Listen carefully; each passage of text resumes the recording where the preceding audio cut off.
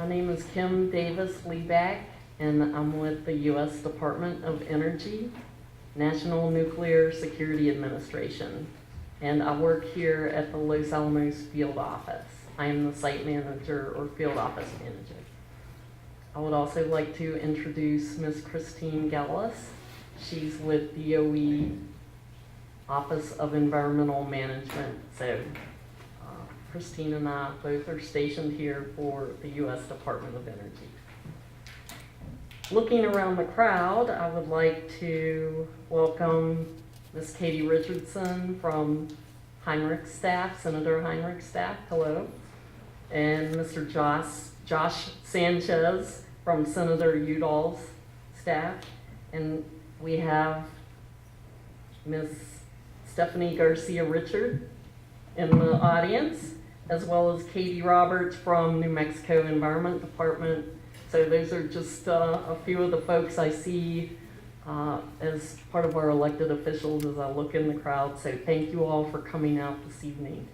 We're gathered here to hear from Mr. Ted Wyka. He works for the U.S. Department of Energy in Washington, D.C. And for over a year, he's been looking into the factors that occurred when we had a truck fire and a subsequent rad release at the WIP facility last year. So Ted and a team of experts have been studying this for a year, and they put a lot of hard work into this.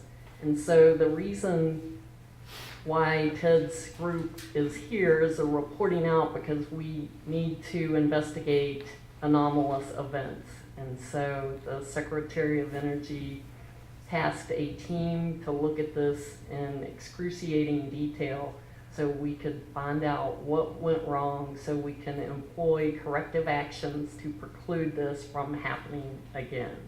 So thank you for coming out this evening to listen to Ted's findings.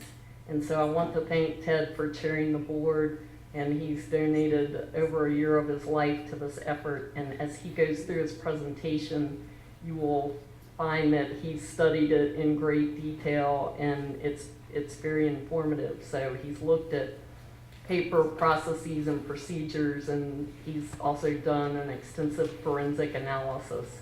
And he'll get into all of that as he goes through his presentation. And so I'll tell you a little bit about Mr. Wyka. He currently serves as the Chief Nuclear Safety Advisor of the Office of Environmental Management, Deputy Assistant Secretary for Safety, Security, and Quality Programs on Integrated Safety Management and Operational Safety at Department of Energy and Headquarters. So Ted has over 30 years of experience in a nuclear safety related field. He has been with DOE and NNSA for the last several years, and prior to that he was with the Nuclear Navy, and he has an engineering background, so he has bachelor's and master's in engineering from Notre Dame and Virginia Tech, I believe. So I think you will find his report granular. He's looking at what occurred in our DOE parlance. So he's really going to get into the nitty gritty. He's going to talk about procedures, facilities, permits, what have you. So I think you will find that to be very informative. His findings are incisive, and he will also tell you that his information is going to be made available to the public. You've already had an opportunity to look at the report and thus transparent. So thank you, Ted, for coming out and talking with us this evening. Thank you, Kim, for the introduction, and thank you, Kim and Christine, also for hosting this. Good evening. Good evening. All right, everybody's awake. Actually, this is a really cool place, this lodge. This is contemporary historic, so really neat. Before I get started, I want to introduce a couple of folks on my team. My deputy chair, Roger Claycott, and a senior advisor for the team, Elizabeth Rose. Now, we were blessed in this process to have whatever we really needed from the department in terms of board members as well as expert advisors, and we brought them in when we needed them for various parts of it. A lot of great participation from the labs and sites, including here at Los Alamos. So it really was a team effort. Let's see, as you know, the report was issued last Thursday. We conducted a similar type meeting to the one we're holding right now in Carlsbad last week. It was well attended, a lot of live streaming too. A lot of folks participated by the web, which was really neat. And I'm really, really pleased to do this. It's one thing to put out a report, but it's another thing to come in from the community and sort of present, our conclusions and findings, and probably more importantly, answer some of your questions. So what I'm going to do is go ahead and brief you on the Phase 2 investigation of the WIP radiological event. The Accident Investigation Board was on the ground in Carlsbad as well as here at Los Alamos since February 9th, 2014. That was a salt truck fire, when we arrived for that. And so we were pretty much on the scene for the last 13 months. The board has issued 2 reports already. One on the salt truck fire, the other one on the Phase 1 of the investigation. As I mentioned, we really did have a very experienced board and a great host of advisors. But more importantly, the success of these investigations really requires the leadership, both at the site as well as on the contractor side. So I'd really like to thank Kim and Christine, as well as Joe Franco, the manager at WIP, and as well as the contractor leadership, starting with Charlie McMillan and Paul Henry, who's in the crowd here, as well as at NWP. Reason why is, and I've been on both sides of these investigations, for this to really work, you have to be able to open yourselves up, and that's tough to do. And Kim and her team, and Christine and Joe Franco, they really did that. They allowed us to get the interviews that we needed, to get the information on objective evidence that we needed, to get to the truth, to get to the facts. So that was really important. Let me just recap Phase 1 just a little bit. The radiological release event was investigated in 2 phases. Phase 1 focused on the release of radioactive material from the underground to the environment. The Phase 2 report, this report, focuses on the release from the breached drum to the underground. Now, the board determined in Phase 1 that the cumulative effect of inadequacies in the ventilation system design, and that was at WIP, including the nuclear safety classification of the ventilation system, the operability, compounded by degradation in key safety management programs and systems, as well as safety culture, which I'll get into, resulted in the release of radioactive material to the environment. And it also delayed and made ineffective the response to the release. So that was Phase 1. Now, the report was issued, it was over a year ago now, April 22nd, 2014.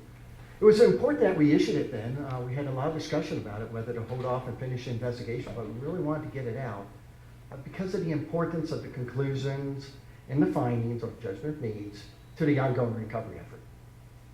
So Phase 1 found a lot of ineffective programs at WIP, and the areas listed there in the yellow box. And look at those systems. Those are important programs and systems. Nuclear safety, emergency management, conduct of operations, radiation protection, safety culture, and oversight at all levels. Those were important things, and they have been working hard at fixing those for the last 13 months as part of the recovery effort. Also, it's sort of key to note when you read this investigation report, you have to really look at both volumes, because the stuff that we covered in the first phase is not covered in Phase 2. Let me talk a little bit about the scope. What was the purpose of this board? Really, it was easy to determine what happened, why it happened, and how to prevent it. And as Kim mentioned, we looked at the program systems, processes, procedures, as well as all the forensics, which I'll get into. When it's not intended, and this really is really important, it doesn't intend or seek to fix blame. We're not looking for the individuals. It's a very disciplined process. Just like I did with the last 2 efforts, I prevented, really prevented the team from jumping ahead and trying to analyze without getting all the facts on the table. And that's so hard to do, especially when you have a bunch of high chargers, high performers. You know, so it took a while to get all the interviews done and go through all the objective evidence. So yeah, I know that it's a lot of why did it take a long time for the investigation? But it's a very disciplined process, and you have to go through those steps. So it's really important that it's done right. Also, all the testimonies were transcribed. We had court reporters at Los Alamos as well as down in Carlsbad. And all that's going to be FOIA-able information. The transcripts, we had about 2,000 pages. Also, we did an extensive factual accuracy review as part of this effort, both at Los Alamos as well as in Carlsbad, both with federal and contractor folks, to take a hard look at the report in its draft. And unlike some of the other reports, we actually opened up everything. Not just usually you just provide the facts and black everything else out. We actually provided the analysis, the conclusions, the judgment of needs, the entire report, as it's written. Also, a key point in the process, and as we go through these slides, this is important to remember, that every conclusion, every analysis, every judgment of need, every finding is something that's agreed to by all 5 board members. And we had extensive debate about everything that we pretty much put in this document, with a lot of support from the advisory team. And everything's also backed up by multiple sources. We don't run with some singular source or piece of information. So it's, I think it's a very disciplined and quality product at the end of the day. Let me start with this slide, and it's sort of interesting I start with this slide because this is actually the last thing we do as part of the exit investigation effort. After the entire document is written, you have all 400 pages, then we sort of ask ourselves as a board, was this preventable, and what are the root causes? And so the board did determine that the accident was preventable. Direct cause for this event was this is an exothermic reaction of incompatible materials in Llano waste drum 68660, which resulted in overpressurization of the drum, a breach of the drum, and a release of a portion of the drum's contents into the underground. That's a direct cause. No surprise, that's pretty consistent also with our colleagues on the technical assessment team, although we did an independent analysis. We came up with 2 conclusions, both a local as well as a systemic conclusion.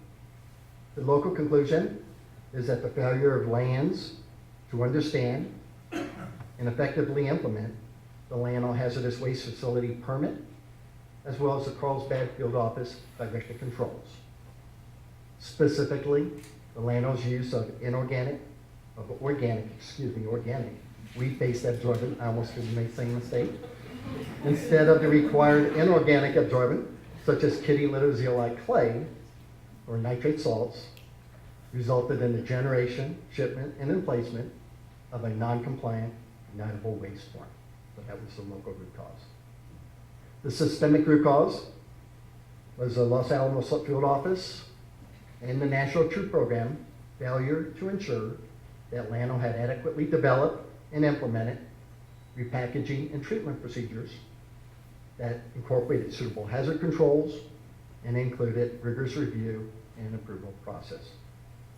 Specifically, the Los Alamos Field Office and the National Troop Program did not ensure the adequate flow down of RCRA and other upper tier requirement documents into the operating procedures at Llano. Some of those upper tier requirements include the WIP Waste Analysis Plan, which is an attachment to the contract, the WIP WAC, which is a Waste Acceptance Criteria, as well as elements in both the WIP and Llano Hazardous Waste Facility permits. Some of the specific examples include the nuclear oversight, unclear oversight of program management roles and responsibilities, not maintaining the accuracy of the waste stream documentation or the acceptable knowledge, and not managing the absorption and neutralization as permit required treatment processes. This slide sort of represents some of the areas of contributing causes that we discuss in the report. They're not the contributing causes, they're the areas of contributing causes.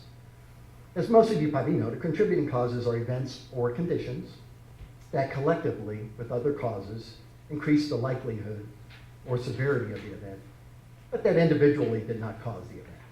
Sort of like to consider these sort of like missed opportunities. The contributing causes were developed from the investigative facts and analysis, and also led to our board conclusions and judgment and deeds. Some of these are specific to WIP, others are specific to Los Alamos. They range from programmatic systems, work controls, to oversight at all levels. And I'll discuss some of these in a little bit more detail. I'm also going to discuss the forensic basis for the board's direct cause.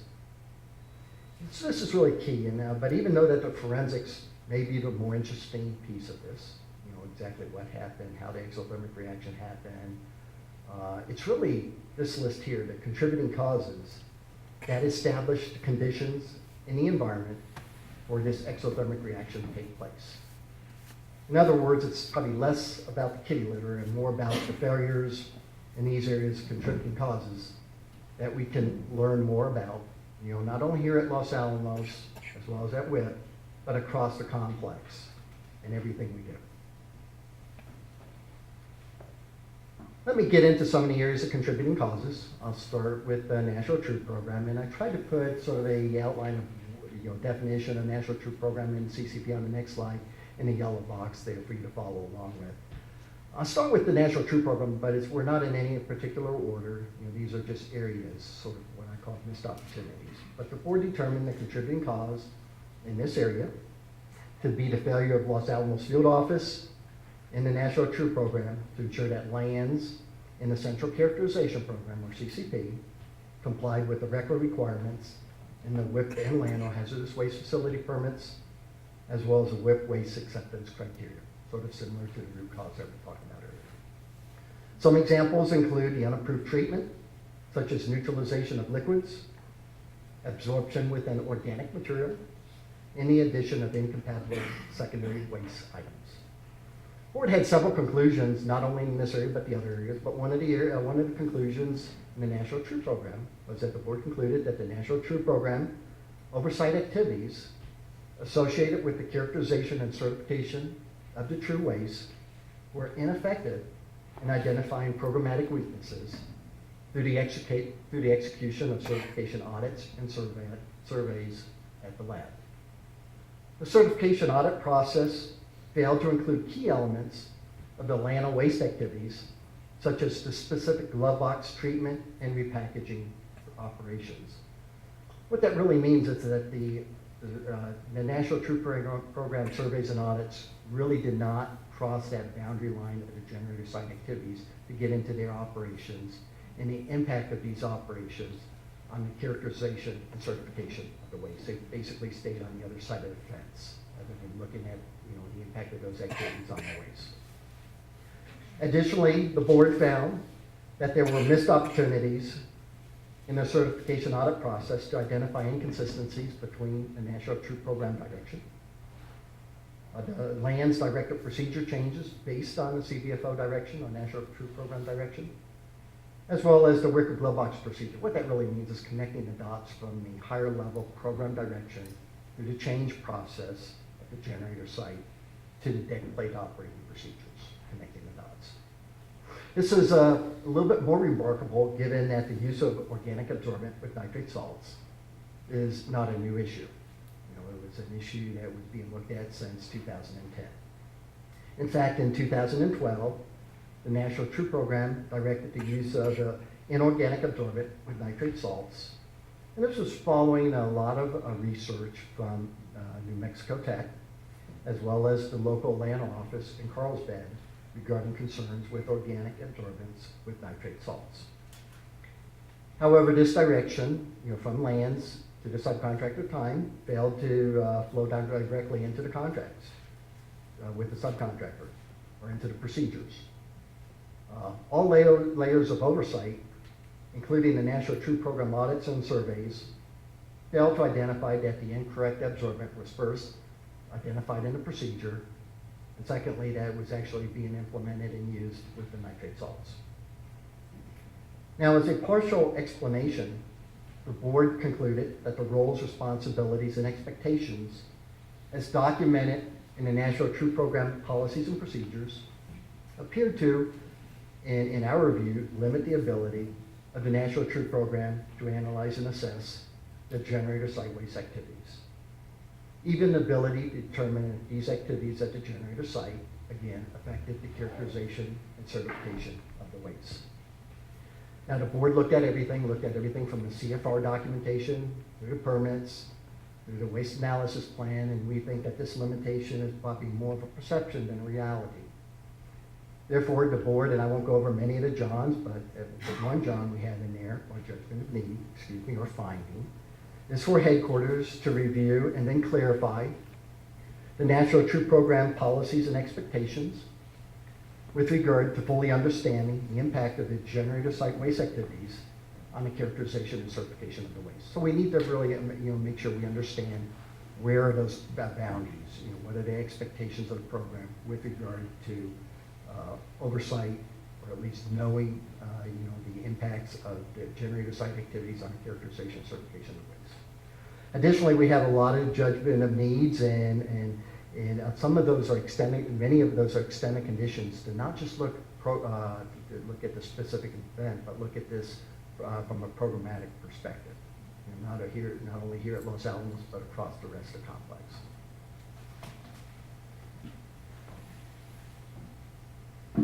Next area I wanted to talk about was the Central Characterization Program. Again, sort of the definition of characterization program is right there, some bullets in the yellow box. Or determined that the contributing cause was a failure of CCP to develop an acceptable knowledge for the minnow to waste stream that adequately captured all available information regarding waste generation and subsequent repackaging activities. Just so that the acceptable knowledge document, many of you may not be aware, is really a compendium of documents, and it's really the information that describes everything about the waste stream. Describes the site history, the mission, the operations, as well as the waste stream specific information, such as defining the generating process, the waste matrix, the quantities, and the contaminants, both the radiological and chemical. So it's a very important compendium of documents of information on the waste stream. Board concluded that the Central Characterization Program did not ensure that the acceptable knowledge summary report, or this information, was accurately represented the minnow to waste stream to prevent the shipment of corrosive, ignitable, or reactive waste. The acceptable knowledge summary report did not capture many of the changes made to this wicker glove box procedure. Now, this wicker glove box procedure, wicker is the facility in which the drums are repackaged, it's the principal and primary procedure for these type of drum operations. So this procedure wasn't kept up to date.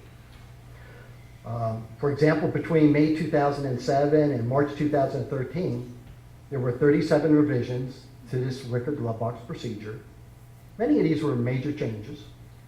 It included adding absorbent, the type of absorbent, changing the absorbent, changing the ratio of absorbent based on the amount of free liquid and neutralizing agent, or in nitrate salts, adding neutralizing agent, changing neutralizing agent. So they weren't just administrative changes, they were significant changes. But none of these, most of these changes were not, changes to the glove box procedure were not really reviewed by codes or experts that would understand the impact on the characterization and certification of waste, such as CCP experts or AK experts. So as a result, many of these changes were not reflected or updated in the acceptable knowledge. Therefore, the acceptable knowledge was not a useful document that we probably all thought it was in identifying the impact of these changes on the characterization and certification of waste. And the accuracy of the acceptable knowledge is probably particularly important for this waste stream. It's important for all the waste streams, but particularly for this waste stream because of the limited ability of the real-time radiography and their visual examination, which are supporting characterization methods to support the acceptable knowledge. For example, when you do a real-time radiography, which is really taking a picture of the drum and internals of the drum, you really can't distinguish between organic and inorganic material. Or when you do a visual examination, you really can't distinguish between organic and inorganic material. So that sort of highlights the importance of keeping this acceptable knowledge summary report accurate. And it wasn't for this waste stream. Let me go over a couple of contributing causes, and these are a couple more. These are specific to Los Alamos.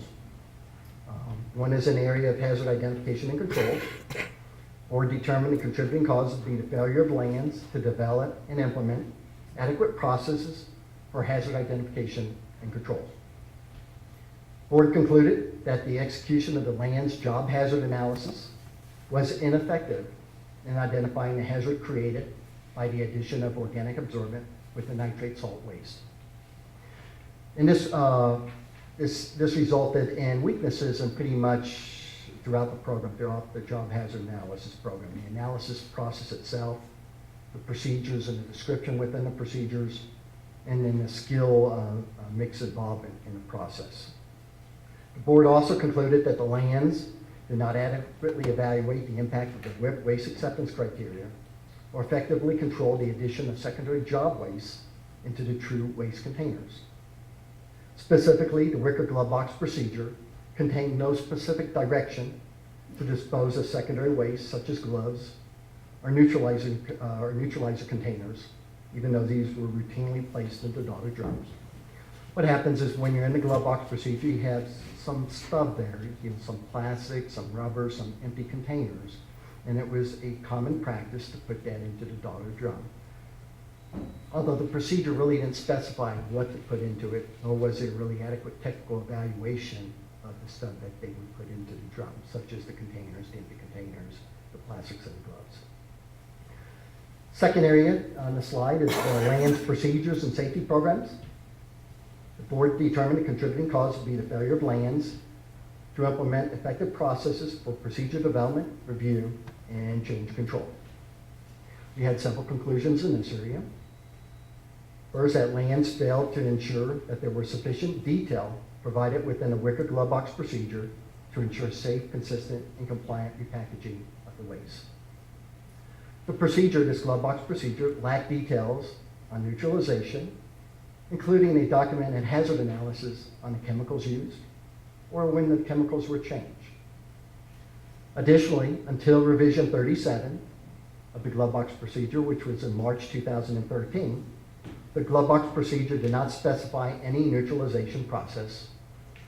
The pH was measured, the neutralization occurred outside the procedure, and then the liquid was added. Then the liquid was absorbed. So the procedure was pretty much silent on the neutralization process until 2013.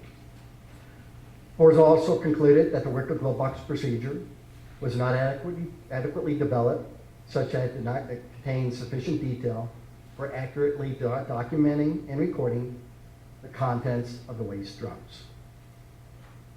Specifically, the glove box procedure did not require operators to document critical process steps, such as what's the initial pH, the absorbent added, neutralizer used, and adjusted pH. And we saw that as part of the investigation, trying to identify what were those drums of interest, based on the records. And it was hard to do that because the records really didn't contain the pH information, the amount of free liquid, how much was absorbed as part of the investigation. Board also concluded that lands failed to provide sound technical basis for decisions regarding repackaging procedures and processes for the minnow 2 waste stream. There was no evidence that any type of technical evaluation occurred regarding the compatibility of the absorbent, including the adjustments of the ratio of the absorbent used based on the amount of nitrate salts and free liquid present. Before getting into the forensics, I want to briefly discuss some of the contributing causes, especially in the area of oversight and safety culture. Specifically, the failure of lands contractor assurance system, the Los Alamos field office and headquarters to conduct adequate oversight were contributing causes. For the contractor assurance system, and we looked at a lot of programs, procedures, as well as a spot check and a lot of surveys. The CAS did not ensure the adequate depth and breadth of the management self-assessments, independent assessments, as well as management assessments. Also, the CAS did not identify inadequacies in procedural development or ensure rigor in implementing of the change control process. For the Los Alamos Field Office, the federal oversight activities were ineffective in identifying weaknesses in the execution of waste packaging, characterization, and certification. Additionally, operational oversight was limited to the facility representatives with a lack of support from the appropriate subject matter experts in the area of waste management, or CCP. And we interviewed pretty much everybody on the federal staff, as well as up and down on the contractor staff too. And this is similar to across the complex. The federal facility representatives are probably the best technical folks in the complex, and they're out there doing their jobs every day, identifying things, seeing things, hearing things. And the point we're trying to make here is they really didn't have the expertise to go to at the site office to identify, does this sound right? We're changing absorbent, we're doing this with a neutralizing agent. And it's sort of an issue, and I know you're all aware of budgets where you can't just add FTEs or people to the staff, but we have as an organization, and it's not just a Los Alamos Field Office issue, it's a DOE complex issue. We need to make sure that expertise is available, to the site offices, so that when they need help, and because of these changes in processes, they have expertise available wherever they are in the complex to help out with those issues. Now, we also looked at headquarters. We did a lot of extensive interviews and investigation at headquarters as well. And so for federal management and oversight, the board identified minimal external National Truth Program operational performance oversight, especially in the overlap areas or the handoff areas between the waste generation, the certification, and disposal. A lot of budget and financial oversight, but very little operational performance. And that's across the board at Environmental Management Headquarters, as well as the Office of Independent Oversight.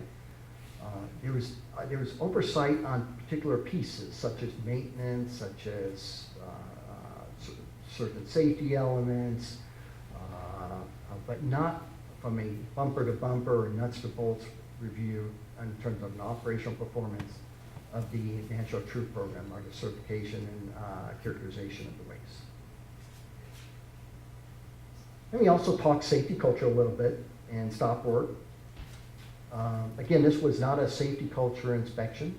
We were inspecting an event, but there were things that was brought to our attention as part of this inspection, and that's important for us all to learn from. But it was evidence within pockets of the organization that workers did not feel comfortable identifying issues that may adversely affect management direction, delay mission-related objectives, or otherwise affect cost of schedule. Now, we didn't even attempt to determine whether this was widespread. We were just focused on a very small piece of the organization, but this was brought to our attention in any of the interviews and the activities that the board did. In fact, some of the workers reported to the board that the first level supervisors failed to address worker concerns regarding unexpected conditions or reactions during the waste packaging. Now, what I'm trying to say, and what's sort of laid out in the report, is during the drum repackaging operations, when they were using the absorbent material and the neutralizing agents, there were some signs of reactions going on. Whether it was a little bit of foaming, or a little bit of orange and yellow smoke, or dust up, things that caused them to stop work, which they rightfully did so. And they went to their first level supervisors and had a discussion, but then they were pretty much brought, directed to go back to work. This is a learning opportunity for all of us, not only here, but across the enterprise. And it wasn't a discussion that went, up through the chain. We talked to everybody, went through it, never made it up to lands or the federal oversight federal office here. It was pretty much at the subcontractor level. But then, also in the interviews, and this is an important point in terms of training and qualification, and there wasn't really any analysis involved. It was more of the workers, probably more the first level supervisors, not understanding the reactions they were dealing with. When they were told by the worker something's going on, rather than stepping back and looking at it and getting the right experts involved, it was not understanding the hazards, not understanding the possible controls and the reactions and the materials they were working with, which is a big issue. This is sort of the scorecard of findings.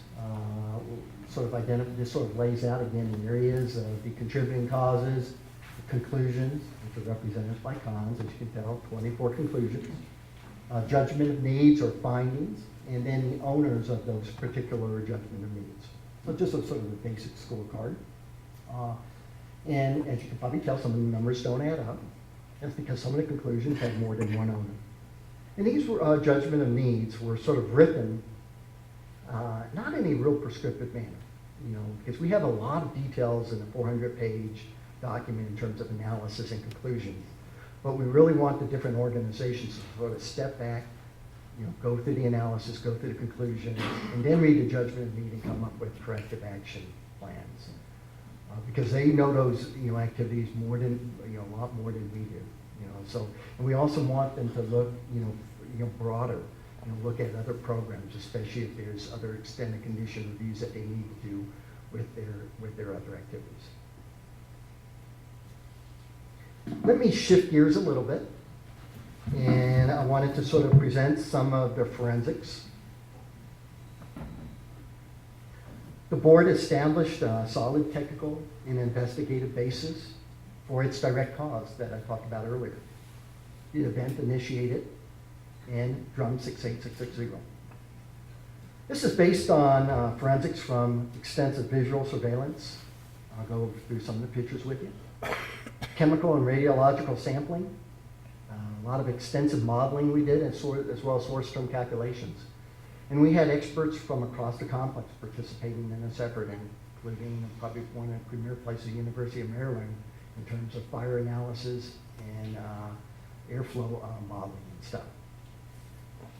And we also worked very closely with the technical assessment team. We were independent, but we obviously compared a lot of notes, compared samples, and participated in each other's activities to the extent that we could. It's also important to note that the Accident Investigation Board led and directed all visual surveillance and sampling activities in the underground. I was down there for every entry made after February 14th to the waste space, getting every picture we needed, as well as every sample that we needed in the array, in the underground. Visual surveillance was conducted in 2 phases, using a couple of pretty neat cameras, a dome camera, as well as a dipping camera. The dome camera was pretty much sort of like one of those football arena cameras, and we provided the specification for both cameras. A very high resolution, able to change the lighting, go infrared, pan tilt capability, 360-degree rotation, pretty much everything we needed to do for us. We also used a dipping camera, which was used to get into the scenes. What that means, we were able to get into the smallest of holes to view the levels and all faces of the targeted areas. Like some of these stacks, as you can tell, have 3 layers. 3 sets of drums or packages. We were able to get on all 4 sides and at all 3 levels, to get all the pictures we needed. Especially looking at making sure the integrity of the drum locking rings and the container seals.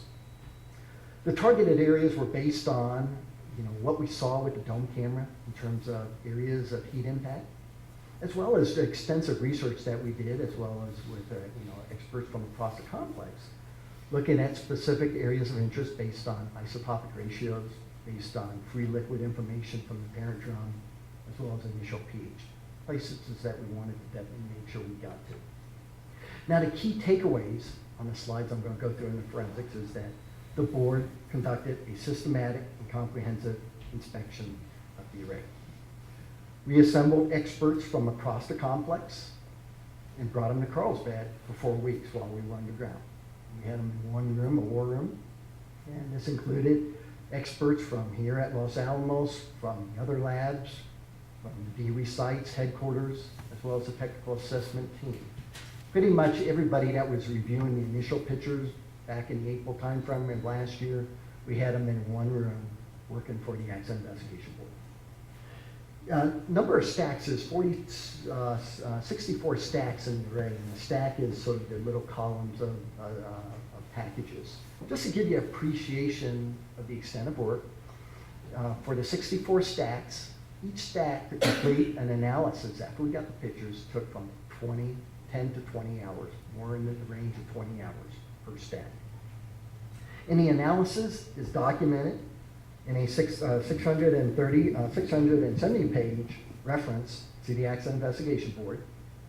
And this sort of lays out a row by row, stack by stack analysis of our visual surveillance activities.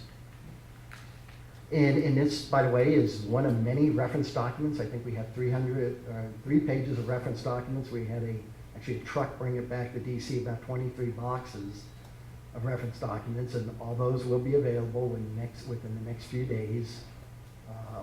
Hardwired linked in to a web page, including this document on the visual surveillance. Also, another key point is that the board does not need nor desire one additional picture or one additional sample to make its direct conclusion regarding what happened with Wet Drum. And that's important because we were able to turn over the underground to WIP to allow them to close panel 6 as well as room 7.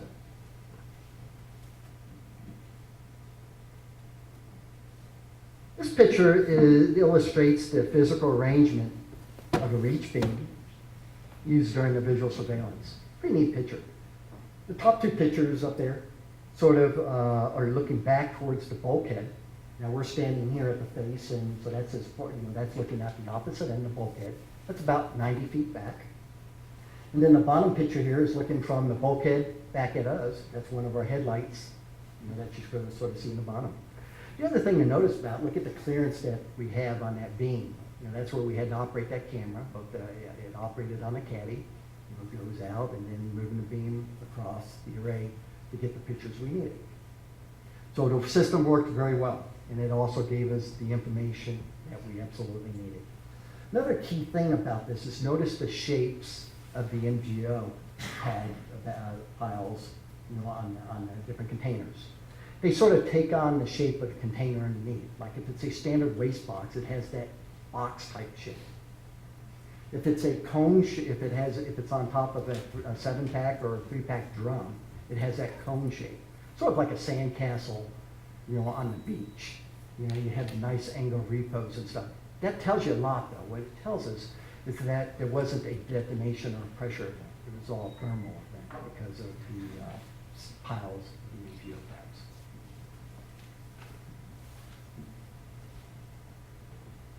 This is probably one of my favorite pictures because this is a team underground, and the team did a great job.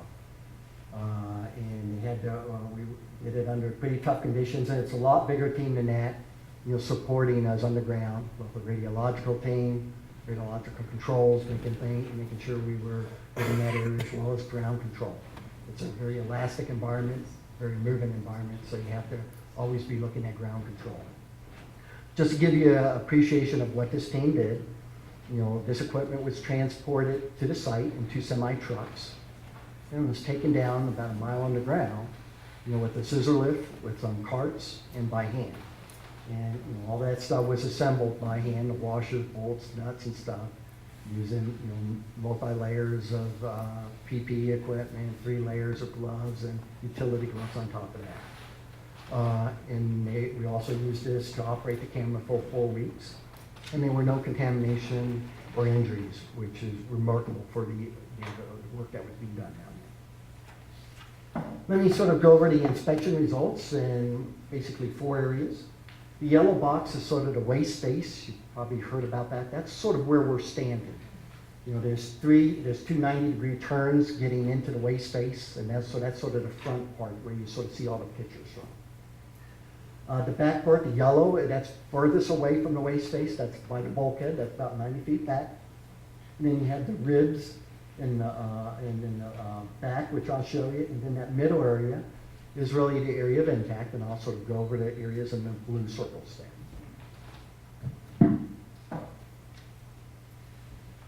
This is that red box. This is the waste space. Really looked pretty clean. There was no damage. Waste containers looked pretty clean. MGO sacks were intact, and emplacement materials were all intact. Sort of almost looked brand new. And we were, of course, looking at that for the last 11 months, just at the face of it, but we got the camera into all the different seams and stuff, just to make sure there wasn't anything that we didn't expect to be here. But it all looked pretty clean. Everything was pretty much intact. So to the back and ribs. The back is the ceiling, so to speak, and the ribs are the sides. And that also looked pretty clean. Well, we put the camera everywhere we needed to get a picture of the sides and the roof to make sure there wasn't any damage. You could sort of see the north rib and the south rib. The only place where we saw some heat impact was on the south rib, which is one of the sides. And what happened there is when those MGO bags melted, the polypropylene material, when they melt, they sort of pop open like a flower, and part of that polypropylene or the cardboard sniffer probably hit the side and sort of scorched it a little. And we only saw a couple of places on one of the ribs where we sort of saw any evidence of any sort of scorching on the rib. This is the area, that yellow box. This is the farthest away from the waste space. And there's the little yellow dots up there are sort of the three pictures there. This is important because these packages almost look brand new. And so there really wasn't a significant amount of heat impact, even 40 to 50 feet away from the ground zero area. But this is important because it also sort of shows you how these drums are packaged. When they come into the underground, and it doesn't matter whether it's a Minnotrue, Los Alamos drum, same thing with an Idaho or Savannah River or wherever they come from in the complex, they have a lot of combustible material loaded around them. Stuff that can burn, in terms of heat flux, in terms of temperature or duration of the temperature. And that's a bad thing because it does create a heat impact and can cause a fire. But you have a lot of polyethylene material as a reinforcing plate. That's the thing that's on the top, just to sort of keep it intact. You also have you see that stretch wrap around the drums. That's a polyethylene material. As well as on the bottom of the drums, you have sort of a slip sheet to help put it in and take it out and stuff. So you have this lot of combustible loading that comes with these drum packages, which is really going to play into some of the other pictures I'm going to show. This is the area here in that circle, and this is the farthest place in the array where we saw any sort of damage. Not a lot of damage. What you're looking at there is a standard waste box, and that's a box that may contain 4 drums or it may contain a bunch of other stuff. And then you have these very large boxes. They're called standard large box 2s for a lot of other stuff. And then you sort of see a fiberboard reinforcing plate, and you can sort of see where you have a little bit of charring there, a little bit of burning there. Probably either 1 or 2 mechanisms happen there. It was either ember flow because of the ventilation flow going through the system, or is the polypropylene in an adjacent package which sort of burned and sort of flopped over and maybe impacted the reinforcing plate. But that was the farthest in the array where we saw any damage. This was an important picture for us, and this is near the waste space. It's right after that first red box I sort of showed you. And the damage is sort of right here on this space. And the breech drum is right here. And so the place where we saw the damage was away from the breech drum. And we put the camera on all other 3 sides, and it looked pristine as those other packages that you sort of saw on the other slide. So what happened here was probably more the ember flow, because in this system you have a lot of ventilation coming through, about 30,000 cubic feet per minute of ventilation in a normal ventilation mode. And when and going through two 90-degree turns, so you have a lot of eddy currents and vortexes happening, a lot of stuff. It's not a laminar flow. And then when you shift to a ventilation, or shift to filtration mode, like you would with a radiological event, it goes down to about 3,000 cubic feet per minute. So from 30,000 to 3. And when you do that, you get a back surge. And so you're going to get, backflow.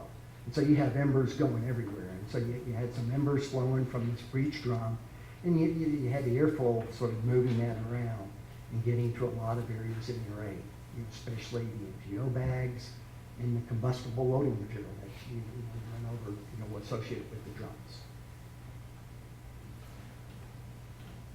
And you can also sort of see here, and this is a good picture where you can sort of see where you had the reinforcing plate. That thing should come around like this, and that melted away. You can sort of see the stretching wrap a little bit. That sort of melted away here. You go on any of the other three sides, it looks brand new. And then you have it, and this is a slip sheet here. You can see it's sort of scorching. Let's see, this is sort of a little bit of damage, the damage in rows 9 and 10, and I'm only going through a couple pictures with you.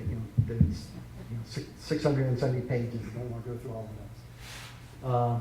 But this is sort of a key picture. This is representative of damage around all of the drum assemblies, pretty much in that area.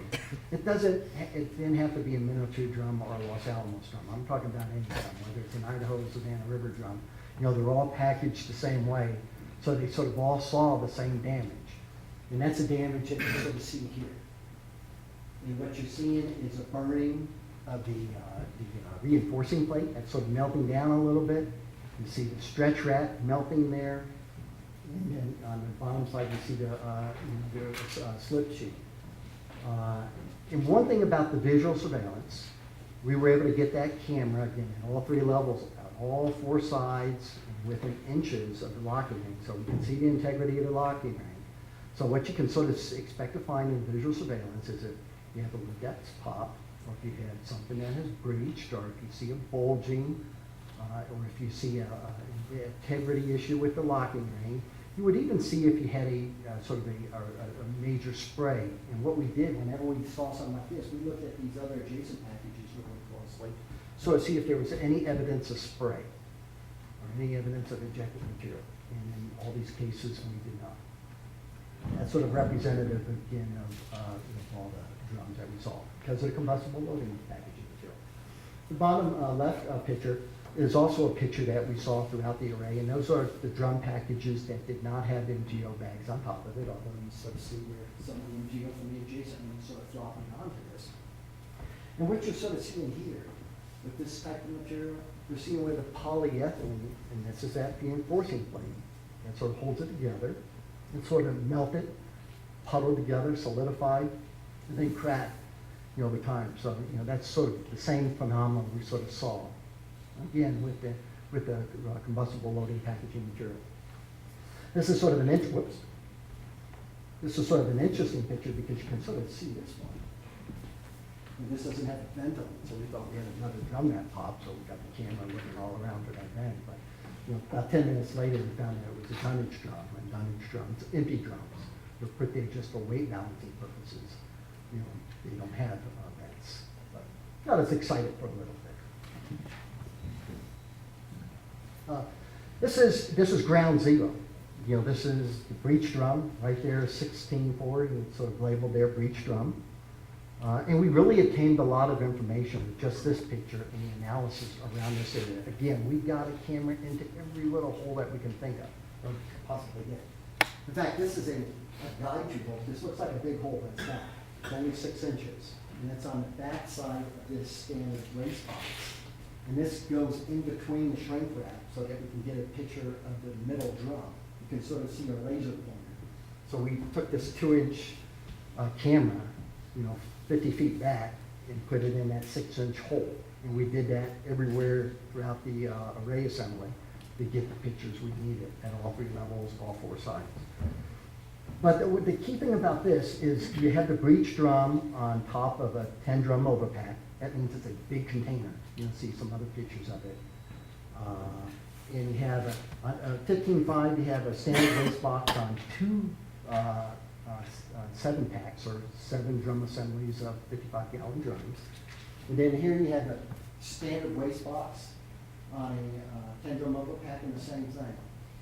Yeah, but then this was a place where you had a lot of heat, but you really don't see all that much heat damage there, except for on the drum activity, on the drums, and that was because of the combustible loading stub that they had around it. In fact, we thought, when that was a good thing about the team we put together, you know, many of the team members thought we had other breech drums, especially in 15.5 and those 270 packs. And when we got the camera all the way down there, all the lacking rings look were intact. In fact, on the other side of these drums, they look brand new. Even the stretching that was around those. And that's like the canary. That would be the first thing to go with minimal heat.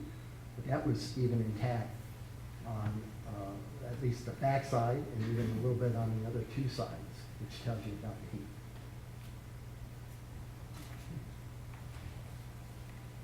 This is a picture of the breech drum. I know many of you have seen this, 68660. And the interesting about this is that this heat pattern, the area of greatest heat, this is this blue tint here, sort of lines up with an area of interest in the drum. This particular drum was about 67% filled. So the top layer was pretty much nothing up there. That's about a third of the drum. The lower layer is where we put some of the trash or some of the gloves. There was 1 glove down there, some rubbers, plastics. But the middle area is where the kitty litter, the nitrate salts, the nitric acid, the neutralizing agent and stuff. So that blue tint sort of lines up with the lower portion of that middle range, pretty much with the absorbed liquid area. And this is also a good picture to get back to the point I was making. Look at how clean this 10 drum overpack looks. Again, this is the ground zero. And look how clean this one looks too. Because so the places where we saw damage were the places around the drums because of combustible loading. Places that even in that areas of highest impact, we didn't see any damage there, as you can tell. I mean, so this is sort of the forensic summary. I'll just go over this slide and then open it up to questions and stuff. Again, the event initiated in 16.4, drum 68660. We ruled out, especially 15.5, but we ruled out all of the other locations. The greatest damage of areas were the areas of the most combustible material. Also demonstrated the importance of the ember flow mechanism in direct propagation, and this was new, and this is we talk about it in the fire hazard analysis and things that we need to do better in terms of packaging this material. And we also the radiological and chemical analysis were very similar to those of the technical assessment team, although we did our own independent analysis. This drum, in terms of its radiological analysis, it has a very distinctive nuclide mixture. It's a combination of 3 unique defense program efforts. And this is the only drum in the array that has all 3 of those same program elements within the nitrate salt bags. None of the other drums, in the array has that distinct signature. And we found that type of isotopic ratio in most of the samples that we took, from the fixed air samplers, the cans, all the surveys and swipes that were done, as well as in the various fixed air samplers and stuff, all pretty much had the same type of isotopic ratio. But I'll also make the point, and we make it in the report, that based on the radiological and even to the extent of visual, we know the initiator, we know where the event occurred, but you can't scientifically rule out very minor seepages from some of the other sympathetic drums. Although sticking the camera, to all the locking rings, we do not see any evidence of it. But you can't rule it out visually, and you can't rule it out from the radiological analysis, because what it did tell us is that 68660 was the breacher, but we needed it anyways because we had the pictures. And then in terms of the Chemical analysis, that tells us it's consistent, which was good. We obviously didn't get some of the samples that we were hoping for, but it was tough getting samples down there. And I was down there getting every sample, and the material was very crusty in the areas that you needed to get samples. And it was hard, getting those samples back and retrieving them. But we did get, many samples, and those were, it was analyzed sort of as a complex effort, working with the technical assessment team, both the radiological and chemical analysis. The bottom line, I think with the information we have, we were very good with our direct cause. And I think that's well sort of laid out in the document, as well as all the reference documents that will be posted with this document. So with this, I know I've gone about 50 minutes or so. This is your meeting. This is of value to you, so I'd like to sort of share, some of your comments and, to the extent possible, address some of your questions and, have sort of an open dialogue on this. I guess this is sort of an advantage in that the report's been out a week, so you've had a chance to sort of go through it a little bit. So please, we want to take questions. I'd be interested in how deeply the accident investigation board, thank you. I'd be interested in how deeply the accident investigation board delved into the underlying factors that led to some of the failures that were identified. If we were to zoom in specifically on contractor oversight, there seems to have been a get it done at all costs sort of reference within the report. And I wonder, how deeply did you delve, and if so, what were your findings into whether there was a profit motive involved, whether meeting certain deadlines to collect contractor fees played a role in this, and whether, for instance, I guess just to lay it on the table, whether some of the AK description was deliberately erroneous in order to keep the process moving. No, thank you for that question. And I'm glad you asked that question, because that's where we spent most, we spent a lot of time dealing with forensics, but in my mind, the contributing causes, and when we talk contributing causes, we're sort of talking the same thing. We're talking, what are those programs, processes, systems, procedures, oversight, safety culture, pressure, how did that sort of contribute to the event? And there were a lot of contributors, and like I mentioned, and it's well identified in the report, the ineffective and weaknesses in the oversight activities, at all levels, at the contractor level and the contractor assurance systems, at the local federal level, at the headquarters oversight level. But one thing, and then we also looked at pressure a lot, and I think that was sort of the the gist of your question. Whether we were whether it was a mode of getting the drums package, getting them off the hill, at all costs, so to speak. And that's really not, that wasn't the case. We looked hard at that, because every interview we did, and we did it at the working level, at the subcontractor level, mid-level management, all the way up to the senior level on both the federal and contractor side. The pressure was there. Obviously, the lab is doing a great job, and still is, and making a lot of headway in getting drums packaged and getting them to a safe depository, and that's an important thing to do. But we did not find, and nor did we in any of the interviews, any direct pressure, but there was indirect pressure. There was a reluctance to sort of raise the hand and step back and say, wait a minute, I'm uncomfortable with this change in the procedure, whether it's an absorbent material, the use of a neutralizing agent. And there was also, even on the first level management, and maybe up a little bit, reluctance to maybe take some of those issues seriously. And like I mentioned, it wasn't necessarily because of malice of trying to do something purposely. I think, it was, again, not understanding, the reactions they were dealing with, and the hazards and the controls. And I don't think a real appreciation of the risk involved. this obviously is the most high-risk operation going, at the lab, but it is important, and if it's not done right, obviously. So I don't think it was done, there was a purposefulness in it, but it was, obviously, a desire to keep making the progress they were making without sort of, raising a hand and slowing things down. Did that answer? Yeah.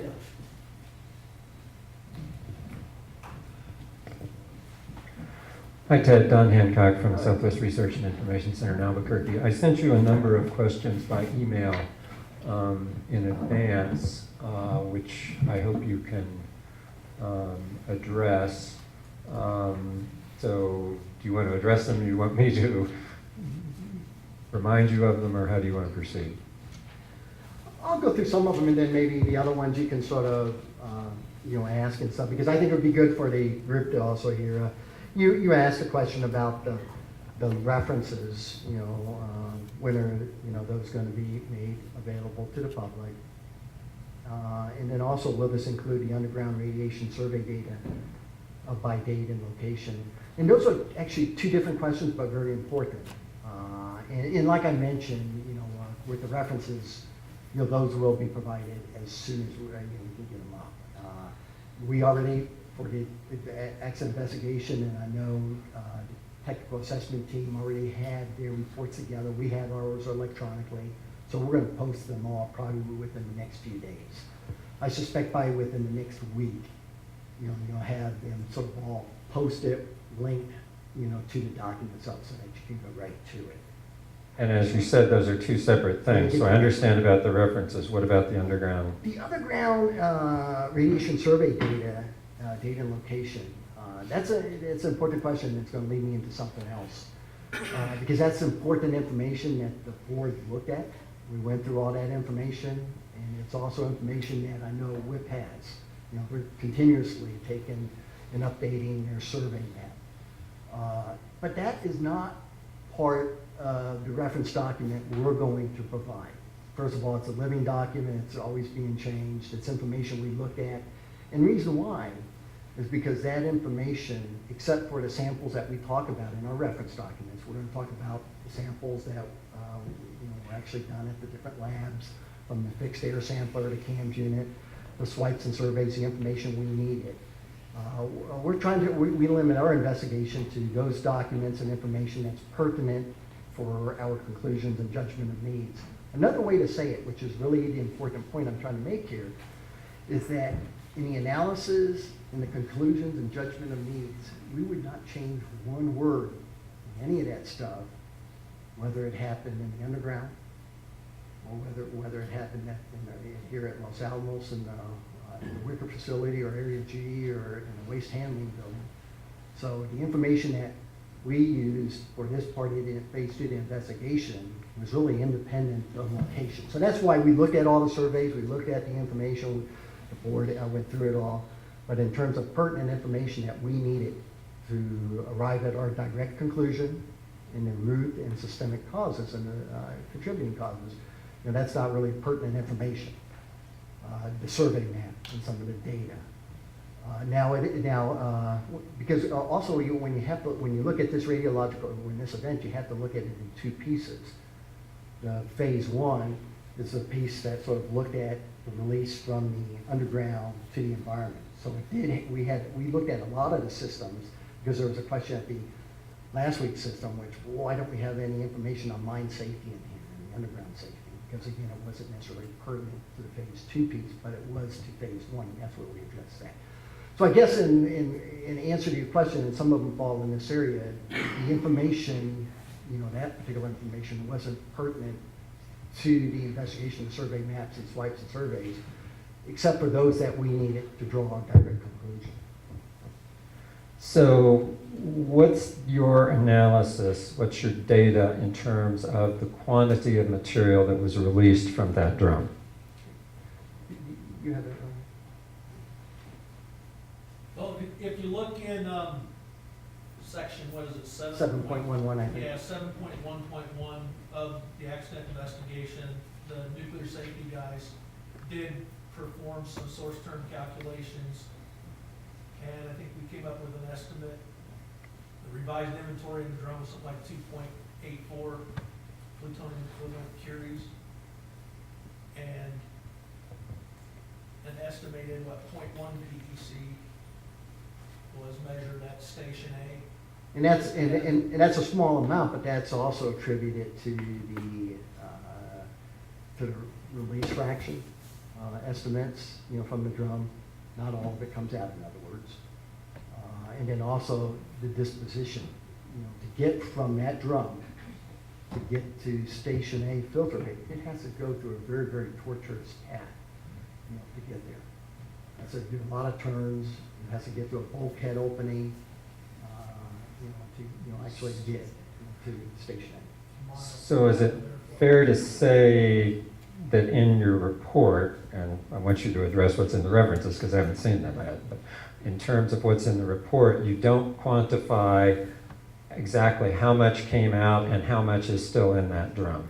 We in our source term calculations quantify, how much we think was released based on, what we got from the cans, what we got from cans paper, continuous air monitoring, filter paper, what we got from the fixed air samplers, looking at the path that, from the drum to those detectors. We did come up with approximation. We have that in the reference documents in our source term calculations. And that was based on DSA as well as the DB standard and handbook for determining source term calculations. So we did one, and that'll be part of the reference document supporting Chapter 7. So I guess you haven't. So part of the question, I understand those areas that you say in the report that you looked at. In addition to that, there's about 8,000 linear feet of underground tunnels with contamination in them that are outside that area you just described and is described in the report. And there is contamination in those areas. Did you include a calculation of that contamination in terms of what you're saying, in terms of what was released in toto? No, we limited it, to the source term calculations. And again, that's important, very important information, and I know they're doing that. And it was important to me when I was in the underground making the entries and stuff, but that's more part of the recovery effort. It's more part of the cleanup effort, rather than the investigation of how did it get out of the drum into the underground. So one more thing, and some other people probably have questions. So what was the time frame for the release? In your document, you have table 16 or 6-15 that covers 14 minutes. You have some data on the CAM 151 that shut down 43 minutes after that 14-minute time frame, so that's yet a different time frame. You have table 6.8 that has the Station A data that goes for 10 more days, so I'm trying to understand and I understand you don't know and you can't say exactly how long things happened and the various fires, and you showed some of that on the embers and that sort of thing, but I didn't really see in the report this is the scenario we think, how long this range of things took to actually happen. What we have in section 6.4, it may not be to the exact detail that you're looking for, maybe hoping for, but it's the best knowledge that we have, in terms of identifying when we think the heat event happened, how long it took for the drum to actually breach. And again, you have a lot of ventilation. You have the airflow really whipping it up and changing it as you go from a maintenance mode to a ventilation mode, including back surges and pulses and stuff. Then you have to have that material, the release material, get through the bulkhead. There's a bulkhead door, to get, at the back of that. That takes time, and then get to about, I think it's several hundred feet before you get to the canned filter paper. It's around 700. Yeah, and then you have the cartridge, I think, has about 30 something in there, whatever number it is of CAM's filter paper. So that thing's going through, and you know they're clogging up and are taking readings, and it took a while before they realized that the system wasn't, you know, the filter cartridges weren't changing anymore, although it was still providing a reading, you know, high level reading. So that's where you get sort of the change, and when you start the filter papers going through there, you know, shifting, and then when you finally get the CAM's unit to turn itself off, or the operator to turn it off because their alarm, you know, finally peaked out. Then the time that it takes to get to, you know, the station A, you know, is, you know, takes a while, and it's hard, you know, to specifically determine and at what levels, because it's going at different layers and stuff, and at different pulses and different times. But again, it's going through a very torturous path to get to station A. In fact, one thing that's very, very surprising is that the levels in the exhaust duct, you know, the levels they're taking out are tremendously a lot lower than I was suspecting that we would eventually get, because a lot of the scrubbing activity of the salt environment, you know, on the backs and ribs, which also affect disposition, you know, as the airflow and as the contaminants was flowing into that airflow, you know, making its way up to station A. And Don, we were able to run some rough calculations with the information that you do know as far as when the CAM alarms occurred, when the ventilation shifts occurred, and then knowing what the airflows were, you know, give or take, you were able to kind of calculate the transport time it would take for material to make it from the point of origin to the CAM and finally to station A.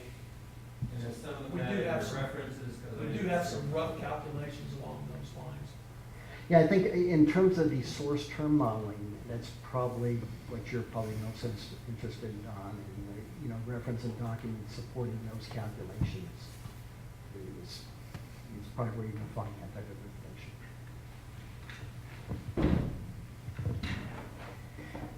First, Ted, I just want to thank you for actually coming here in person to deliver this report, and with your deputy and your advisor, because there was mention made of maybe not understanding the critical nature of the work that was being done, and this is critical for us. It's critical for me, the people I represent. So I appreciate that you understand that, and you're here in person to deliver the report, because I don't think there's anyone better to do that. I also appreciate the depth at which it seems that the investigation board went into data and looking at all different types of data, so I appreciate that. So with all of the forensic evidence and the forensic data you have, with what degree of certainty can you say whether another incident will or will not happen with some of the similarly characterized and packaged drums? That's a very good question. In fact, I gave the same brief to the secretary, a couple of weeks ago, and he asked that sort of similar type question. I think it's a question on everybody's mind is, in the answer, and I know you know this, and Pat, I think gave us sort of a similar answer, is that you look at this event. This drum was, first of all, it was packaged in, I think it was early December, I can't remember the date, in 2013. So it was 72 days between when the drum was packaged and when we had the breach. Now that breach could have happened anywhere. There wasn't anything unique about the underground environment. 72 days was its time to breach. It was going through its reaction. That's pretty quick, but it's very common for these type of reactions, especially with an oxidizer and a neutralizer material. In fact, even most hay farmers would tell you, that at a 60-day point with moisture content and oxidizers in their hay, you can get a reaction like this. It's been, 14, 15 months now, since we had this type of, since this drum breach. Does that mean there's no risk? No. That's why I had to tell, that's what we told Secretary Tuesday. We can't tell you that there's zero risk. But what we can tell you, is that you're looking at the information in the labs right now, monitoring headspace gases for, other drums. And they're changing them around and, looking at pretty much, most of the samples. And we're seeing oxidation, but of course, we expect oxidation occurring. Oxidation, you sort of see that with the increase in CO2 hydrogen, into things like that. Now, we're not seeing anything at that same trajectory level, that gets us into any sort of category of what we sort of saw, what happened when we reached drum. So it's there's always a risk, and that's why it's so important, to not only get the programs, processes, systems, procedures, oversight, and all this programs operating correctly, so that these things are done right, and that we understand, about not putting incompatible materials into drums, not using an organic versus inorganic material. And again, that was previously known problem. So it's protecting ourselves on the front end, and improving our systems. And that's why it's not only important here, it's important across the enterprise for everybody to look at their operations no matter what they're doing, because these same things sort of apply. But it's the front end of correcting the systems up front. Then with the continued monitoring of the drums that we have, and trying to take care of them. Kevin. Scott. Hi, Scott Kovac, Nuclear, Washington, Mexico. You mentioned that the drum 68660 had a specific isotope ratio. How did you know that? And was that AK, or was that what you were just talking about, that you just did some analysis after the fact? And so my question is did you look at any of the computer modeling software or any of that DOE uses, and did you think that had any effect in the accident? Let me get your first part first, and then I may have to go back on your second part. So first part is, as part of an investigative effort, really focusing on this drum as well as a lot of other drums. Went into looking hard at the parent drum, going back, into the history of it. And this particular drum had 14 nitrate salt bags in it, discrete bags that were placed into the parent drum 30 years ago. And so this drum was in storage for 30 years.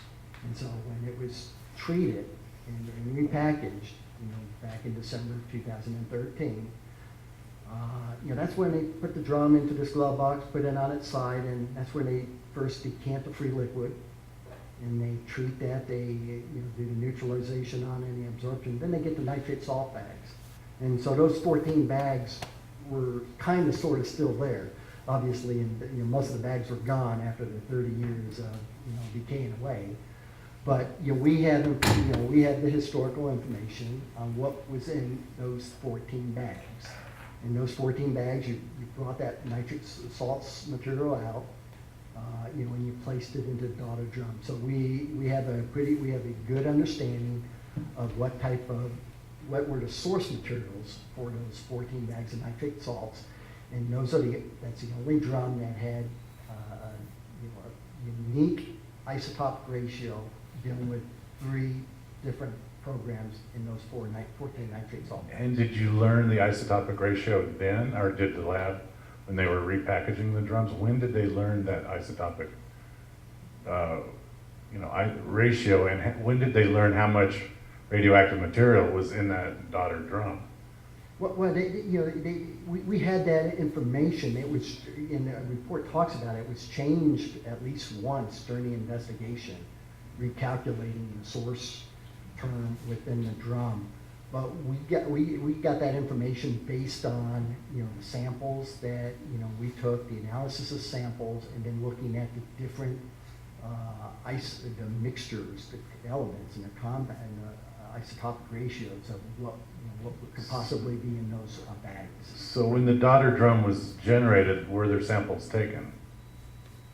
Say that again, Scott. When the daughter drum was generated, or when 68660 was generated, were samples taken before it was loaded? What samples did they take? It wasn't actually. I'm talking about radiological I was samples. gonna say, they did an assay on the drum to determine the fissile And what is that, describe the assay? It's an assay that, what they do there is they determine what is in, what type of quantities of material are in there. They can tell you what type of ratios. It's one of the required waste acceptance criteria for the WIP. And is that a computer software program, or is that, how does that happen? It's radiological detectors that they actually interrogate the contents of the drum and give you a readout as to what is in the container from an isotopic perspective. From an isotopic perspective, Correct. okay. And is there a software program that generates that? There's several different assay units in the complex, and I think they each run different software programs that have gone through a quality assurance process and validated to give accuracies within 2 standard deviations. And my question was, did you look at those in this investigation, what you just mentioned? Yeah, we looked at all the information, both on the parent as well as the sibling drums, and, any isotopic information we had on those, as well as the samples, compared. John Tokes with Neptune Company. Hey, John. I guess I have 2 questions. They're, I believe, related, and they're somewhat related to the question that Stephanie Garcia Richards was asking about other related drums. You mentioned in passing panel 6. So question 1 is, what's the concern about panel 6? And then my other question is, the other drums that are somehow related to this one that are, I believe there's some up here still at Lano, there are some at the Waste Control Specialist facility. Was it part of the investigation to evaluate the status of those drums and how they're being sampled and monitored and that sort of thing? Good question. Let me deal with the second one first. Is we were interested. We were obviously following it. I was looking at the specific drums to sort of see if there were any that we needed for this investigation. And our conclusion is no, there aren't. But this is important. It's not necessarily within the scope of the accident investigation board, but it is definitely within the scope of the program and the department to address those, not only here at WCS, as well as obviously the drums in the underground at WIP. The answer to your second question is that it's important as we're done with these panels to close them in a permanent means, as outlined by the state in the contracts. And panel 6 is one that has, it's full, it has a lot of drums, and I'm not sure the exact number, but it has a couple of hundred NO2 type drums. 330. Yeah. So we've gone through most of the RTRs on those. We have all the information on those. RTRs are real-time radiographies. We have the information on those drums. Obviously, we're not going to go get them. We're going to need them. So it's a panel that's filled. It's one that should be closed, and it's going to be closed as soon as we can.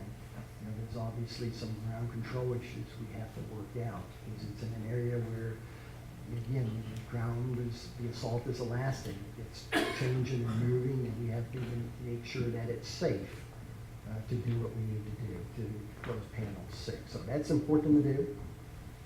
And then we'll end up closing room 7, an area that you sort of saw on where the specific array is at.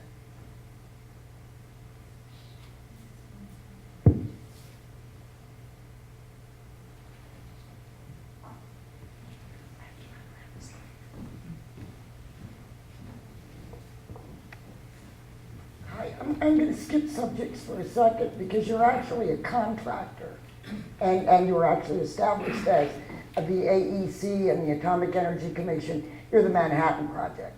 You're basically underneath you was like the Department of Defense, Leslie Groves. You come back now. You're the prime contract. Basically, you are defense for the government. That's actually what I came to find out. If you go to like Los Alamos National Security LLC, which is just an out-of-state corporation, which would be like Livermore, Berkeley, and the labs, and it's like Glenmore, and then you go out there, it's really the University of California. I just want to make sure I'm right. You're basically hand in glove up there with like, you're replacing him like Eric Holder today. So you're basically even Interpol. And you include the police department, the local fire department, and lab security for these areas. And they're located down there at 105 Central Park Square.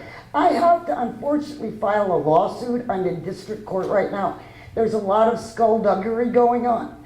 And I think my question came up to, I don't know whether you want to remove me or if I actually want to put you in and joinder you as a defendant, because we have so many skullduggery and we have so much international problems right now that my father, who's the late Dr. Robbins, who was an inventor of the geothermal nuclear subterranean drills and others, which was used in Iraq and stabilized biological and medicine and was brought out from Columbia University.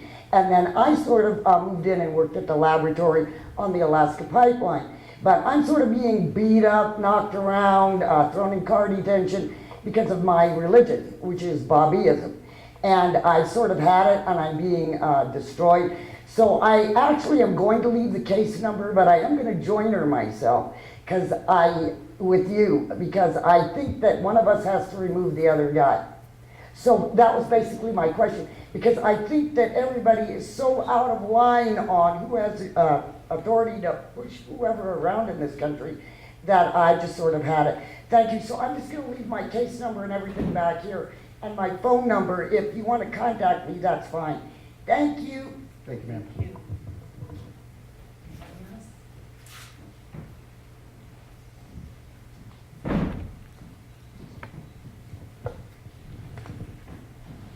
Sort of builds on the gentleman's question over there about what becomes of any other drums that maybe just aren't identical to this, but the foremost issue being the mixture of organic materials with nitrate salts, oxidizers.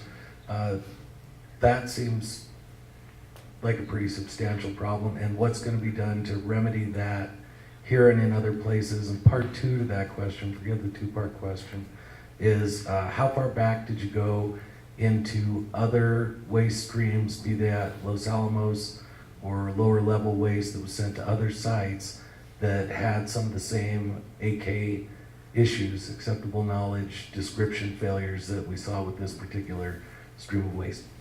Good question. And we look at the other waste streams. In fact, as part of the investigation, we had teams at a couple of other sites in Idaho as well as Oak Ridge. So we went into this investigation following the data, following the radiological and chemical sampling, following the modeling, and of course following the visual surveillance. Like, we have RTRs and waste stream information, and AK information, on most of the stream. Pretty much I have it on every drum within, panel 7 at array. But I mean, beyond even WIP, I'm talking about historically, how can you trust this AK? This is a failed AK that, didn't match what was inside that drum. How do we know that's not happening at the data test site? How do we know that's not happening in more drums at WCS? How trustworthy is any acceptable knowledge that's been created by this subcontractor with this level of lax oversight? A good question, and again, and I think you notice it, but this AK only pertains to this particular waste stream, but I think your question is generically on if this AK was handled like this, what's the confidence that we have in our other, acceptable knowledge summary reports.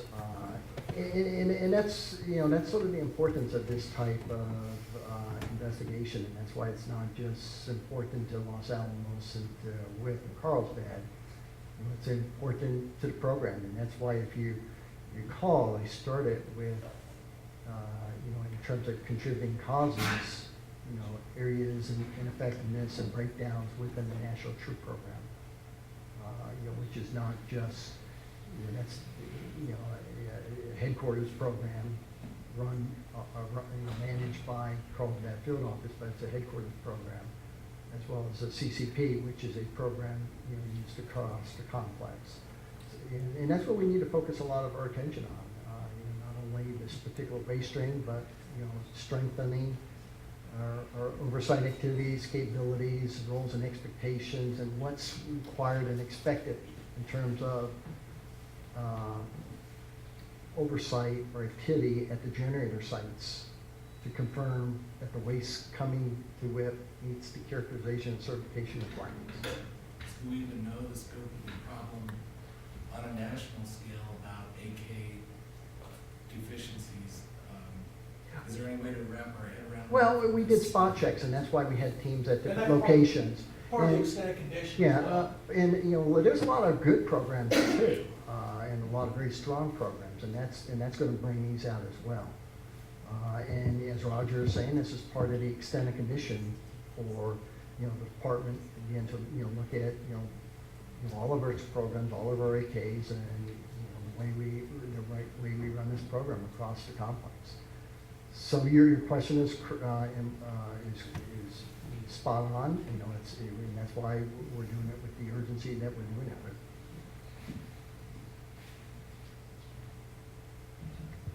Yeah, Don. So you've talked about that you had the fire accident investigation board, the 2 phases of this accident investigation board. These are not the first accident investigation boards that the Department of Energy has had. And so at least a number of the AIB reports I've read on other sites and other places had some similar kinds of problems. Los Alamos has a history of some safety culture problems, not just with transuranic waste, but other things that have been documented by Department of Energy, the Defense Nuclear Facility Safety Board, and other folks. So, given this history and reality, who is it that's going to ensure that this time the corrective actions that the DOE and the contractors say they're going to do to fix things actually will be fixed in the short run and in the long run? Good question, and and I think with the report out now, with the briefing, to the secretary as well as the DOE senior leadership, both on the EM and on the safe side, and the understanding of I think the depth and breadth and conclusions and judgment and needs, and what it's going to take to fix it, so I think we're going to see, I know we're going to see action, to get these things fixed. And what's really encouraging is, with, and I heard from Kim Levesque as well as some lab director, Charlie McMillan, and the same thing at the website, they're looking beyond just the fix, how to literally fix the conclusion and the judgment and need, but looking broader, like these safety culture issues. Again, this was something that we found in looking at a specific event. We didn't look at the entire lab in terms of safety culture, but they picked up on that right away, that we need to look at all of our operations with the same rigor and depth and breadth, that we're fixing the operation here, but to make sure we don't have a similar type problem. So I think within the next, probably couple of months, 60 days, we're going to, see a concerted effort to develop, corrective action plans with actions, not just paper flowing. And this is sort of unique. I've only done a couple of these, so I haven't read probably as many as you have read, but most of them aren't like these type of accidents. The depth and breadth and involving the different organizations. So this is one where we're going to have at least 5 corrective action plans, and these are going to have to be integrated.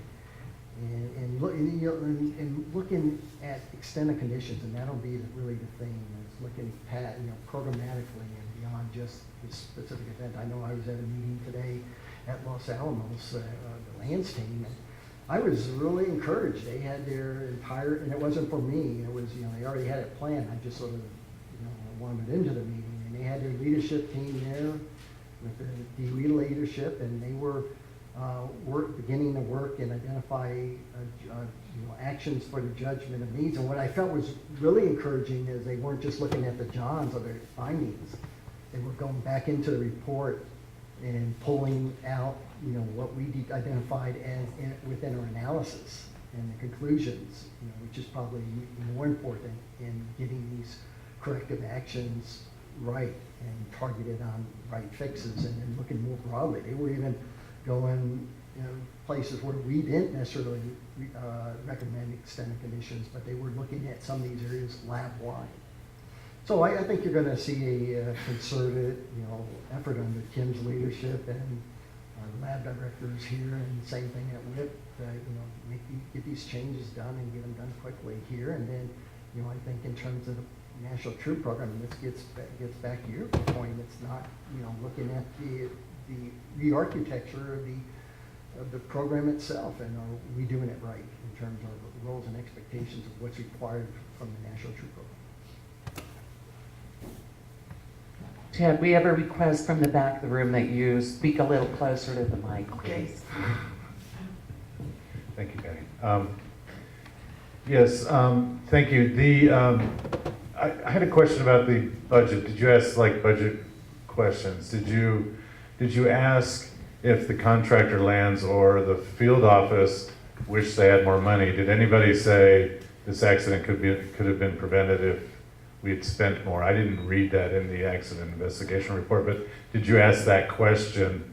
And do you see,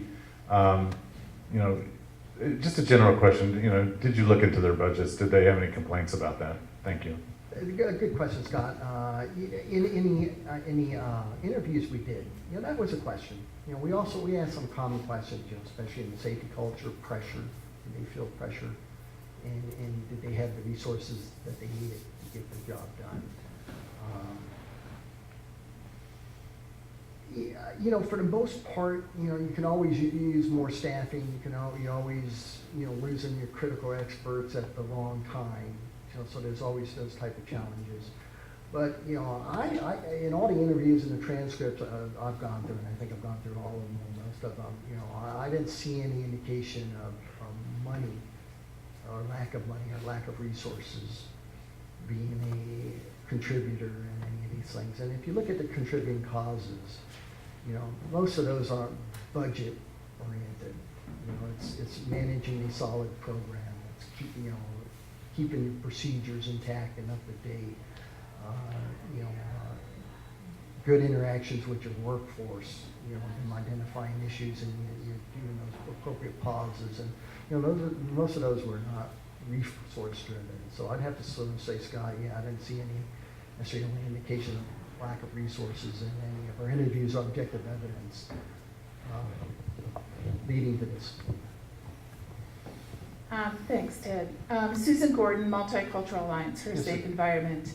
So I wanted to kind of follow up on that question that came up earlier about the amount of the radiological release. And so you've come up with an amount that you think was in the drum, and you've been able to forensically track that. So, the underground is pretty contaminated at this point. So how much the walls are contaminated, the filters were contaminated, and it actually was measured in Carlsbad, right 30 miles away. So that's a significant quantity of plutonium or other isotopes. And how is that quantity matching with what you think was in the drum? Good question, Susan. You're right. Any release is obviously too much, and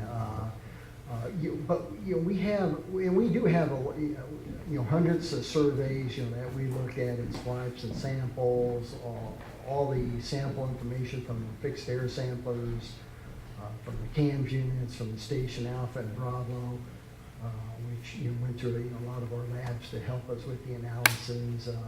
We have at least the information that we needed underground, so that We think we have a pretty good source term calculation to the extent that we need to, identify it, as one drum, within the report as well as with the reference material and calculation supporting the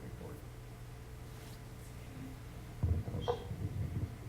So I don't feel like that answers my question, which of course, that's your job, right? So the quantity of radiation, I mean, there's so much plutonium or americium or whatever, those secret ingredients were. And now it's spread all over in a layer. And it leaked into the air. And, what is that quantity? What is that measurable quantity that has leaked out of the drum? And how do you calculate that and match it to what you're saying leaked out of the drum and what's still in the drum? I mean, what's keeping the radiation in the drum? Isn't it still leaking out? Yeah, we don't see any indication of any residual leakage from the drum, but we're using the best information we have within the department of doing these type of calculations, doing these source term calculations, which includes, estimates for us to use in our calculation based on what we know is the source term calculation within the drum, what is the releasable amount that would go into the air from this type of rupture. And then we have disposition factors that we put in, to our analysis. And again, this is going through about a mile of tortuous turns and curves within the underground. All of which is now contaminated. Yeah, well, no, it's not all contaminated. In fact, and I was very surprised because I went down there every entry, and until we got to panel 7, about halfway down, did we even detect anything? And then they were pretty low levels. Even up to the waste space, and then even in the exhaust drift, your samples I think were a lot less than I thought going into it. Even now, the contamination in the exhaust drift is a lot less. It's there. They have to clean it up. It's going to take some work. They made good strides towards it. And they made good strides towards it, but the salt performed very well, almost as an absorbent material. So the amount of activity that we're actually picking up is, I think a lot less than everybody expected in the exhaust drift. Can I take an attempt rephrasing your question? So if you went and added up all the square meters of surface area that you found contaminated in the underground at different amounts, and say, well, this is represented by this air monitor, or this is a swipe here, and then you go out and you realize in the environment around there are samples you can take, and you say this represents this square kilometer stuff here and there and there, and you add all that up and you integrate all the stuff from the measurements that you find. Is this what you're asking? Does that add up to something that was at least less than what was in the drum to begin with? Okay, That's that's a great question. Simple? Let me answer it. And that's what the source term calculation is supposed to do. We're not going to swipe every inch, but all the samples and surveys that we have taken, what we know about the drum, and it gives us your release fraction that you use in the equation, all the swipes and surveys we've done, the samples at the CAMS unit, continuous air monitor, which is about 700 feet downstream in the exhaust strip. We have the whole set of cartridges that we analyzed, and the fixed air sampler, and station alpha and Bravo, and off-site samples. And all that is factored into the source term calculation. And we spend a lot of time in the report talking about it with the references, and it fits one drum. Now, what I will say is that it's at the higher range of one drum. So that makes us look at, okay, were the assumptions right? And we're going to probably use this case study to go back into our DOE standards, which is in the DSA, as well as a handbook and directive for doing these source term calculations, and making sure that the assumptions that we're making based on the direction and doing these type of calculations is correct, as well as the disposition. So it's in the higher range, which gets me back to what I sort of mentioned. Does that mean there's no other sympathetic secondary releases from other drums? I can't tell you that. from the visual, and you can't get that from the radiological information either. There's a potential that but they're very, very, very small amounts if there are, because when we did the visuals, and I'm a visual person, yes, I've read all through the radiological information and chemical stuff. When you see it, you see a lot, you get a lot more information. You don't see any sort of evidence of ejection or any disruption of the locking rings or the seal containers. And you don't see any sort of evidence of any ejection from any of the other drums. With the exception of the drum that did rupture, the visual evidence told us the container integrity was strong on all the other containers from a visual perspective. But you can't test the seals. But you couldn't see if there was a very little bit of seepage that necessarily didn't leave a spray pattern that might have contributed. So that's why I leave it open. I don't think scientifically we can, or anybody can conclude that there's no other sympathetic, very, very minor contributions from other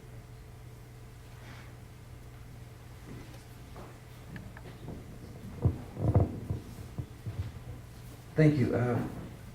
Is this the end of the road in terms of formal federal investigation? I mean, as far as you know, is there any investigation for environmental crimes like which we saw at Rocky Flats?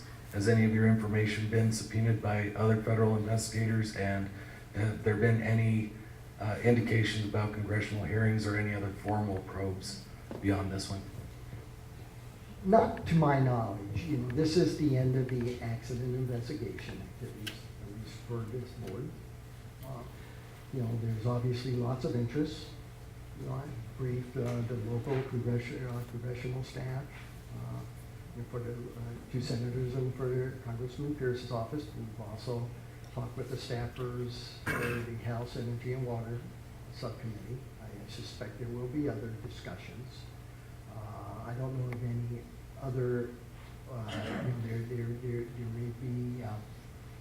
there may be other, enforcement type reviews that, I know they were interviewing and doing some activities. I haven't seen any reports yet, so there may be other reports like that, but this is the final formal DOE accident investigation look at this piece.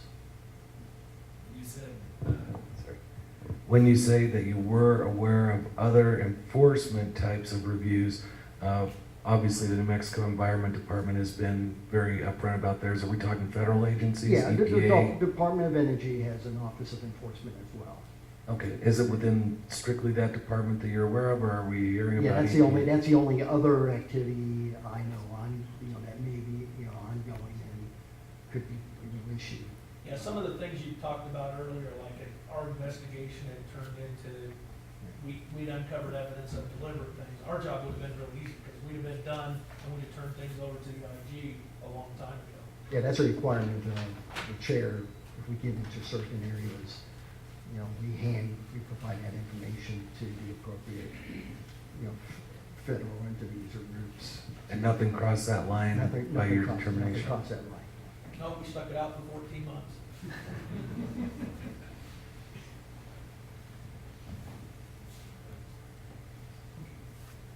Which, by the way, accident investigations historically generally take 2 to 3 weeks from start to finish. So just to give perspective on the magnitude of the investigation that we undertook. It's slower.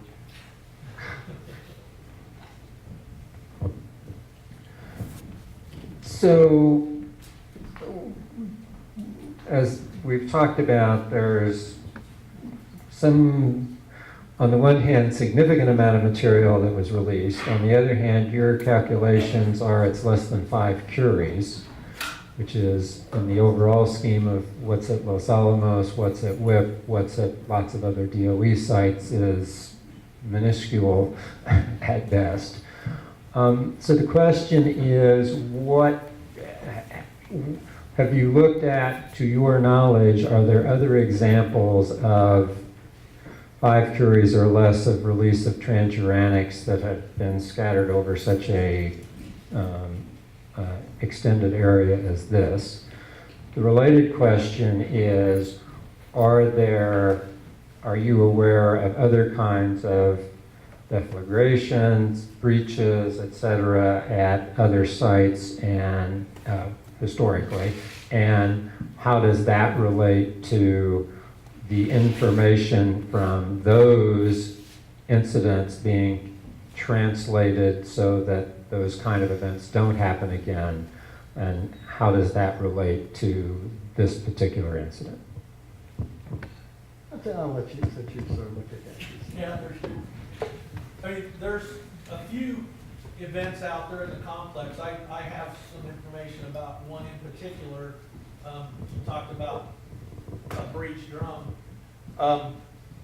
Early on in the program, when I was working in Idaho, we were venting an previously unvented drum, and it had a hydrogen buildup in it. And when we punched it with the punch, it provided a spark and got a nice little shot of flames, and we had a nice deflagration with that drum. That's one I have personal knowledge of, and that was a previously unvented drum, and it wasn't unusual to find drums that had some pressure buildup when they were unvented and been that way for 20, 30 years.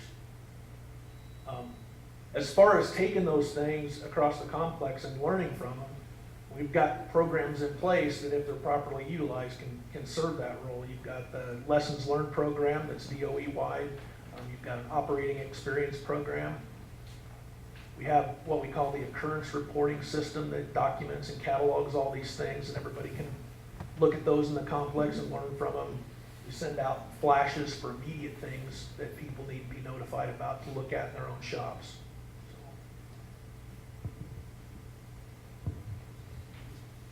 And I sort of adding on to that, I think the group of experts that we brought to the sisters, are probably the best in at least analyzing sort of the drum pressure buildup, fire potentials from it, the fire analysis within the underground. And they also work very closely with elements of the technical assessment team, especially, Sandia, doing a lot of the modeling on the drums, both in terms of pressure buildup, deformation, rupture of those drums, and how is it consistent with with the sort of what we actually saw in the rain. So I think we had a good team, comparing all the information we had available to us to help us in the analysis.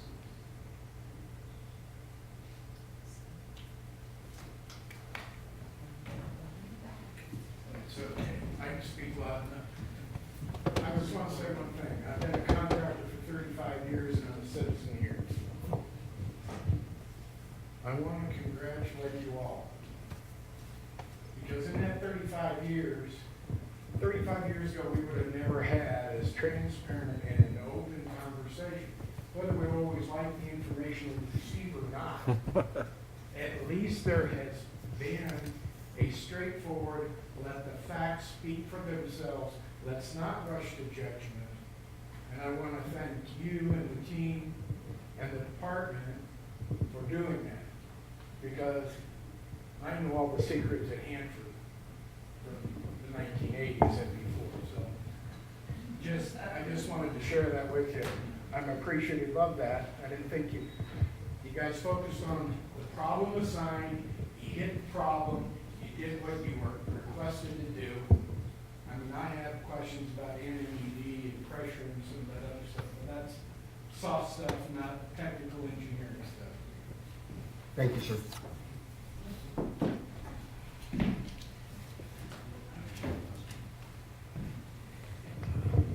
Thank you.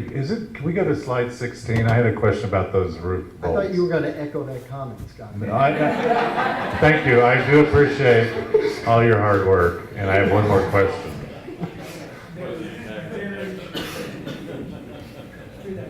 Thank you. 16.